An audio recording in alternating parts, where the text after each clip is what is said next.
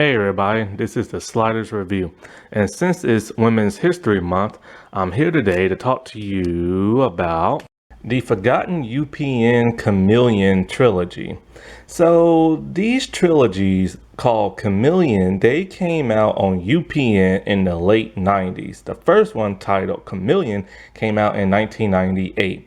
The second one, Chameleon Deathmatch, came out in 1999, and Chameleon Dark Angel, the last one, came out in 2000. And these movies are a bit hit and miss. I love the third one so much action, and we get an element to the Chameleon franchise that we didn't know in the past movies.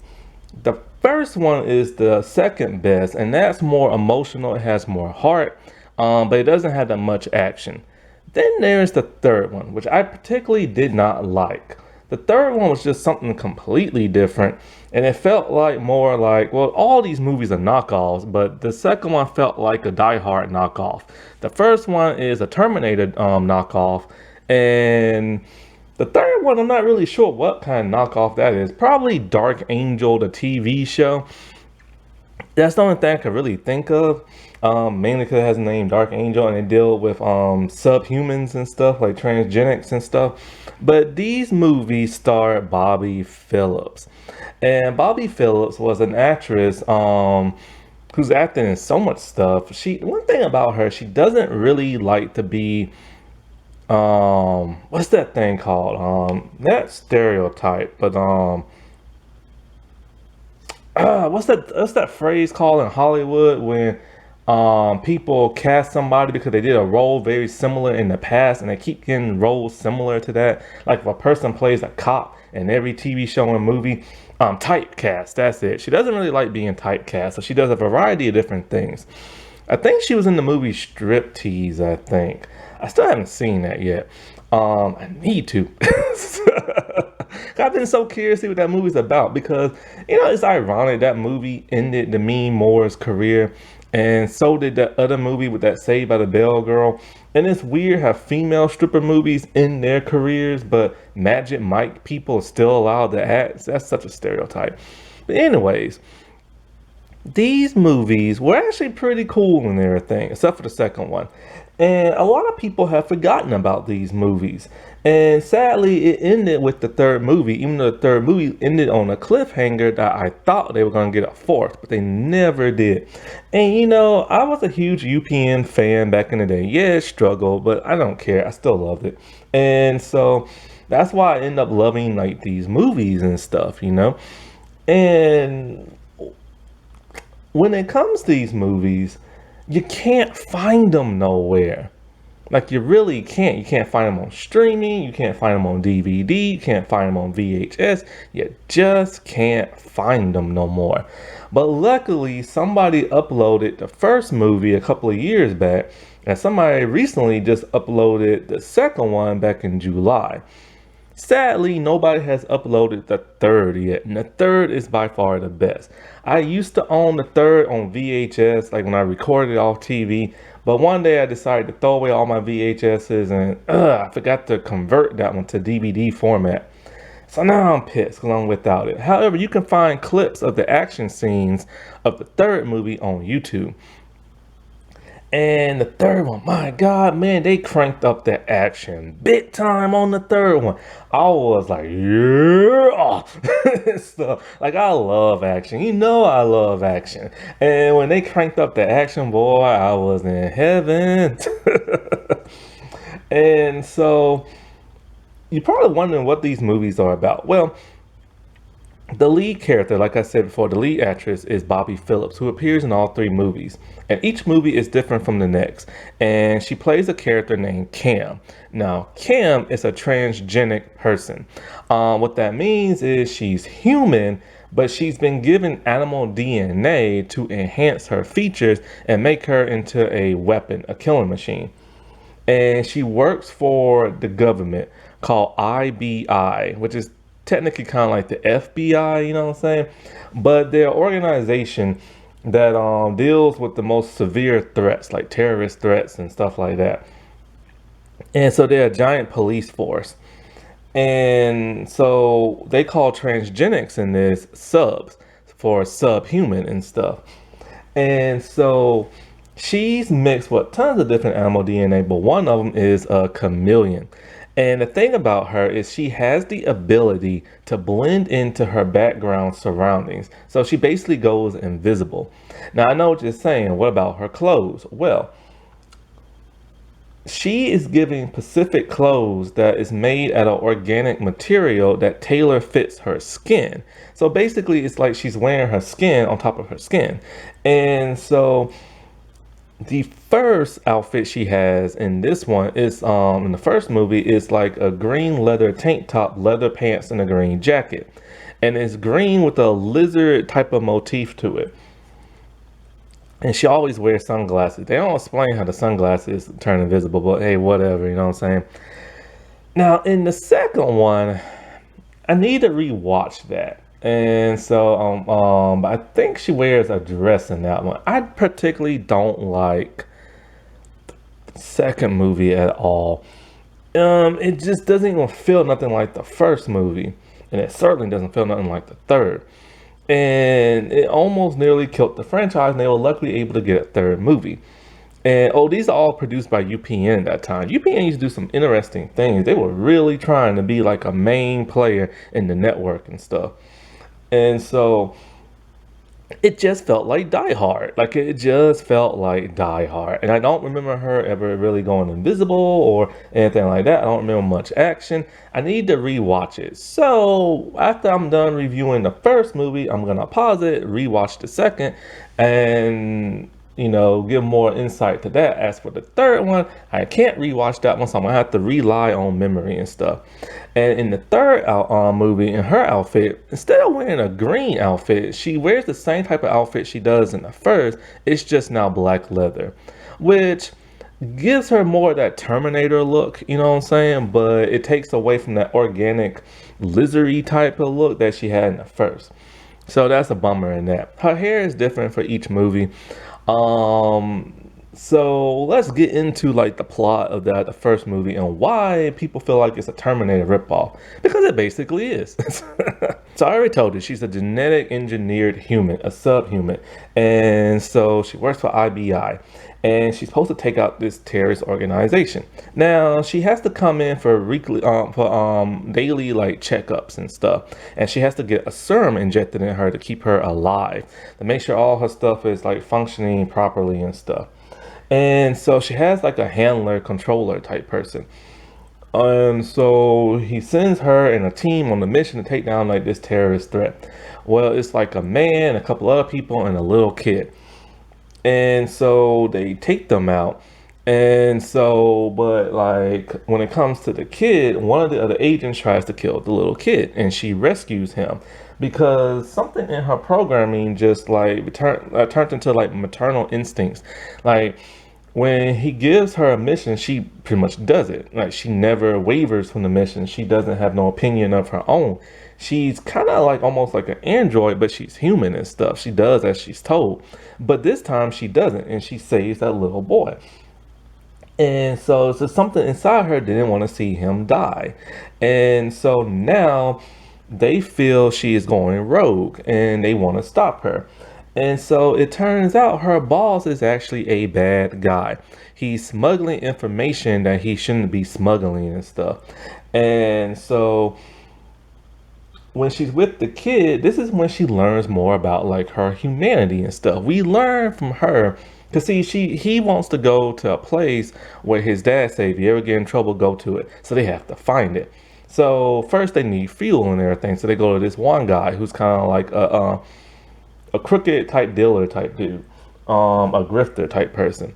And so when she don't have no money to pay for the fuel, she pays with it with sex and everything. And it's a pretty intimate scene, surprising on TV, on UPN of everything. And so she does what she does, and the little boy finds out and everything. And he asks her plain much, why did you do that for? Like, why did you give yourself up just to get some fuel? And she's all like, well, what does it matter? Like she needed fuel. He wanted that. What was the big deal? And so he basically is teaching her like you're worth more than that and everything. And she's in her whole mind, she's all like, well, I'm a sub. You know what I'm saying? Like, I'm not really human and everything, even though she is. So she only has like, it differs. Each movie says she has a different percentage of like DNA from the animals. She's basically 90% human and the rest is like animal. But I think in the other movies, they make it different to where it's like half and half. But basically, she doesn't see herself as like anything other than like a weapon. And other than that, of a program. She doesn't even have no self-respect for herself, you know? And if a human trashes her, she just takes it, you know what I'm saying? And so it's a learning experience. He's teaching her how to be more human. And then so when they go to find this place, it's out in like the forest. And so they meet a group of people. And so now the boy is safe, but the man tells them plain and simple, once you find our place, you can't leave here because you tell the outside world and they're going to come and take what we have built for ourselves. And so while there, she starts to bond with the leader of that group and everything. And now she's learning more about humanity and she's starting to actually have like feelings, romantic feelings, something she's never had before, you know. Like she's clickety clapped people before, but she just like never felt nothing, you know. And so I like this more emotional movie driven thing where she's becoming more human. And so, but of course her boss ain't down for that. He wants her back and he wants the boy because the boy has something he needs that the boy doesn't necessarily know he has. The dad hid it in like his toy. And so he sends one of his agents after her, who I thought was dead, but apparently she's not. And because she's kind of like a sub herself, she's very robotic and everything. We don't really get to meet no other subs other than Cam. And then so they need to track her, so they go and find like this hunter. Now this hunter, he likes to fight with old-fashioned weaponry and stuff like that. A rifle. I know you're saying that's not old-fashioned. We have those now. Well, this movie is set in the future. And when you see the beginnings of this movie, it's very sci-fi. There's a set piece that's really amazing and jarring. But after that one initial scene in the beginning, it goes to everything modern after that. And so, so he has to track her down and everything. And he has like these sniffing dogs and he hunts her down and it puts the other people's life in jeopardy. So she has to take them out one by one with her weird futuristic looking gun looking thing and everything. So because those people are now exposed, they have to like flee. She ends up getting hurt. Now I don't think she has necessary regenerative powers. She might not, I'm not sure, but she is getting weak because she hasn't had her serum. So at some point I can't remember if the boy is kidnapped or she takes him along with her or something. But anyway, she has to go and I think she has to go stop her handler, and maybe the boy does get kidnapped. I can't really remember. I've only seen this movie 2 times in my entirety. The first time I saw it was back in the 90s and the second time was recently, but I really didn't jot it down to memory and I didn't take no notes. But I do remember something, the boy, something she has to go to the handler and stop something. So anyway, the handler exposes his big dirty secret and everything. And he, first she goes to like this healer type dude who tries to like patch up her wounds, and then of course, you know, it's a big like, you know, fight, a shootout type thing with her and the handler. Not much action and everything. And so she kills her like handler dude.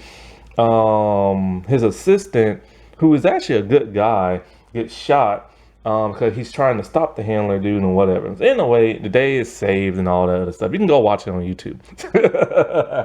And so the woman who I thought was dead, the other woman who's like an agent, she's still alive somehow. She gives the boy back to those hippie people living in like the woods and the forest, and she says her goodbyes because she's going to go back and work for IBM now that her evil boss dude is taken down. The other agent lady's all like, "Oh, you back working here?" She's like, "Yup." She's like, "Well, welcome back aboard." And I'm just like, okay. So that pretty much ends like that. The bad guy's taken down. The secret weapon thing is in safe hands. The boy's living with the hippie people so he can have a family again. She learned more about her humanity. And I do like that really strong emotional connection that she had with like the boy that made her human. And and that's something that's really cool. Like, it didn't have to have that much action. It needed more action, but it didn't really need it because of that emotional level. Okay, I just watched Chameleon Death Match and I still don't like that movie. It's basically just Die Hard, basically. Normally, I love Bobby Phillips' portrayal in these movies, but in this one, she tries to act more animalistic, and it shows. Like, she's always gritting her teeth, always looking aggressive, and it's really off-putting. Now, one thing I do like when she's animalistic is when she's in the vent and she's running like a lizard. Like, that's just the most bizarre thing I've ever seen. So that makes sense. Okay, so she's 98% human and 2% animal. And so basically what it is that in IBI, she gets a brand new partner. She doesn't want one. Both of them don't want each other because they work alone.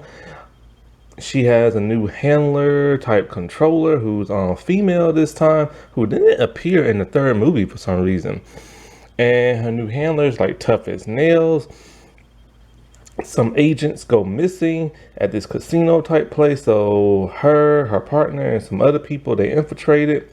The terrorist organization takes over, puts everybody's life in danger. She's running around in the vents. She changes in and out her dress and does her chameleon thing. And then, she does like the walkie-talkie thing.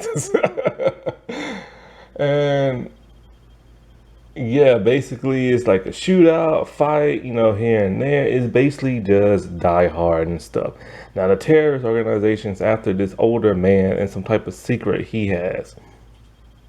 Now, in an odd twist, the older man who the terrorist people are after, turns out he's actually working for them.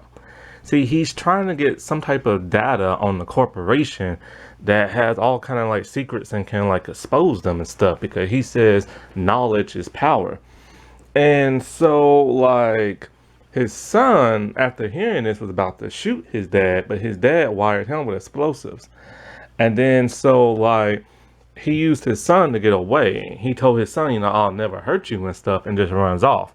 So Cam lets her people know, and then they want her to report to like the higher ranking type people within the organization. And so while Cam is talking to this dude, which she doesn't like, she figures out that he's been lying, that he knew the older man was working for the terrorist people to begin with. They just wanted to like secure the data so that nobody can get their hands on it and stuff. So she's upset that like, her other boss like, used them and let people die and stuff. And so like she goes and she tracks down like the older man. It's a cool fight. At least there's one fight scene between her and the goons and stuff. And then it's her and the old man have guns drawn on them, and she's trying to persuade him and everything, but she ends up shooting him anyway. And then she finds the data and then she hides it somewhere and doesn't tell her boss, and talking about she never saw it and it's lost and stuff like that. So it's a weird kind of movie. Like, it's okay, but it's just not as good as the first one or the third. The third one is just like much better. The third one, Dark Angel, my all-time favorite. So basically the plot of this movie is she's still working for IBI, and she has a better boss. Like, he's not evil, nothing like that, but they have more of a romantic type thing.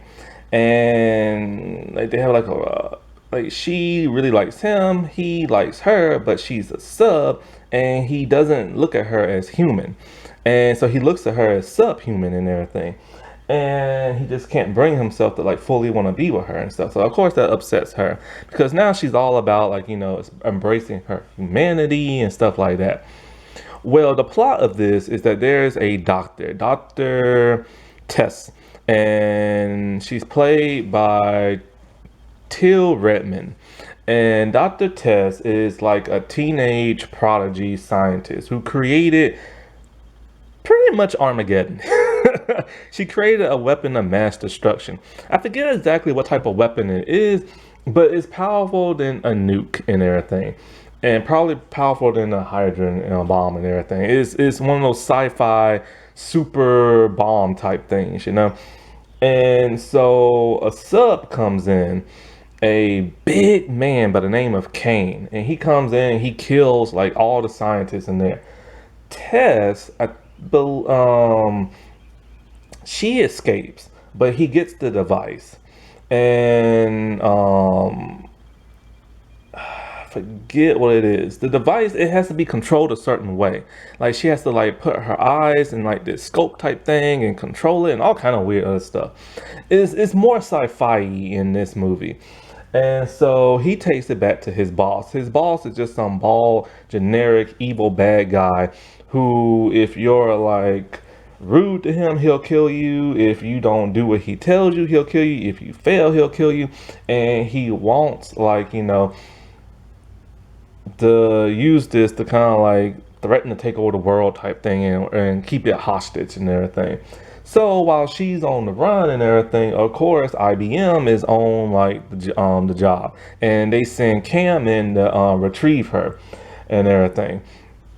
Of course, because you know Kane is after her and stuff. So she goes looking around town and she finds Tess. And when she finds her, here comes Kane. So Cam has to fight him, and Cam is kind of like, whoa, you're like really strong, like her and everything. And she realizes he's a sub, and he has like wolf and coyote DNA in him, so he's very ferocious. And it's a big epic fight, one which Cam is really not able to hold her own for the most part.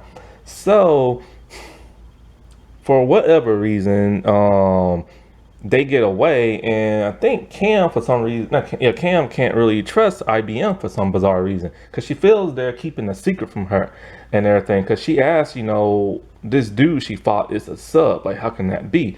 I think she thinks she's like the only one or something like that. So they know something, but they're not really saying something, so she doesn't really trust them. So she tells them, you know, about the super weapon and all this other stuff, and how it's gonna go off no matter what. And if you don't have nobody who knows how to work it specifically, it will explode and everything. And it's like a fail-safe timer and all kind of other crap. So anyway, she needs to get like information, and so she goes to this sketchy dude, and he betrays her. And like he sends her to this dude named, I think, Mongoose. And Mongoose is this old man in a wheelchair with a voice simulator that he has put to his throat because he sounds all robotic and stuff. Basically, he sets her up, and then they tie her up, and she's dangling from this cord or a chain or whatever. And I think he's torturing Tess or something like that. I can't really remember. Like I said before, I'm having to rely on memory, and this happened back in 2000. So that was a long time ago. You know what I'm saying? So, and it's 2022 right now. So, yeah. And so she escapes, and she whoops everybody's butt. And the ground has like water on it, right? Because they're like in a warehouse type thing. And they're using these like electrical extremist type sticks type thing with electricity. And she's just whooping everybody's behind with like a staff. And she's just like electrocuting people. And then she electrocutes the sketchy dude who betrayed them and everything. And so as they escape from there, at some point in time, Dr. Tess does get kidnapped. And so when she's fighting, because she gets kidnapped by Kane, and when she's fighting him again, she is starting to remember something. She's like, I remember you and everything, but she doesn't remember how. And so she later is talking to her IBI people, and they tell her that's your brother. She doesn't even remember having a brother. I think they were separated as little kids when IBM took them to experiment on them and stuff. And so now she's on 2 missions. She's on the save Tess, well 3, save Tess, save the world, and reunite with her brother.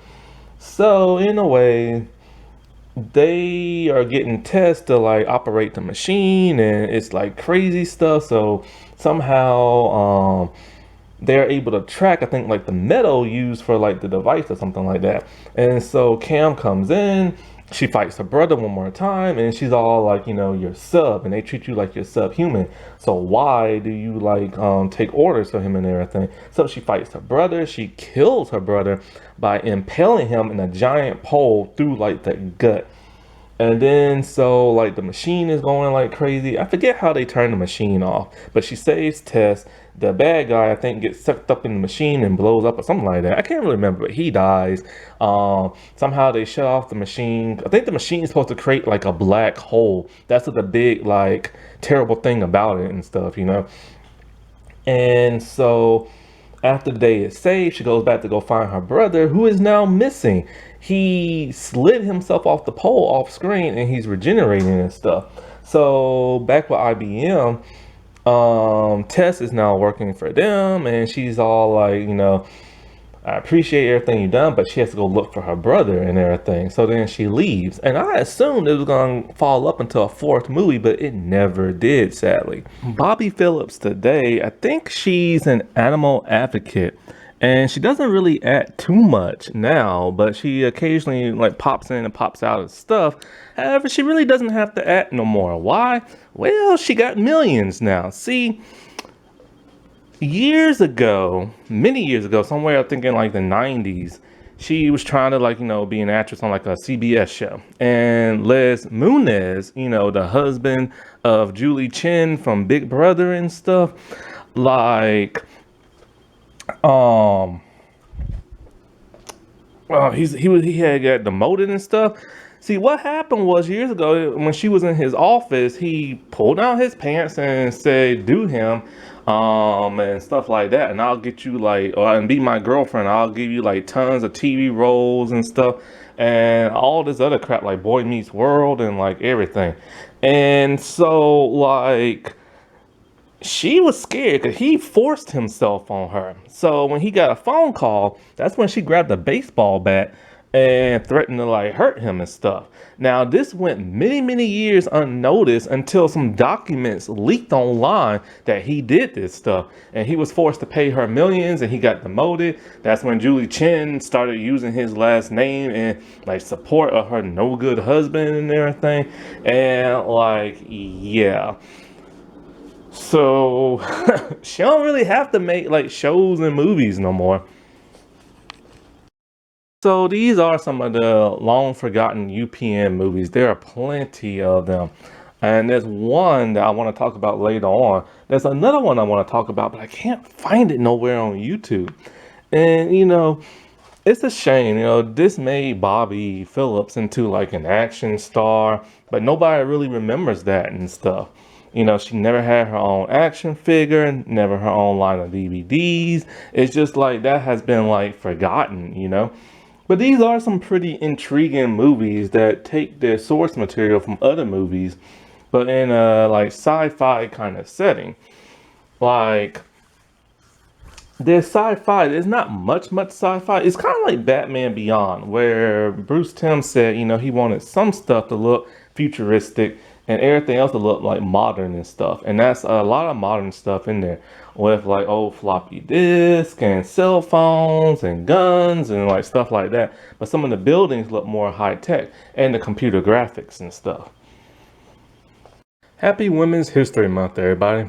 All right, I'll talk to you later. Bye.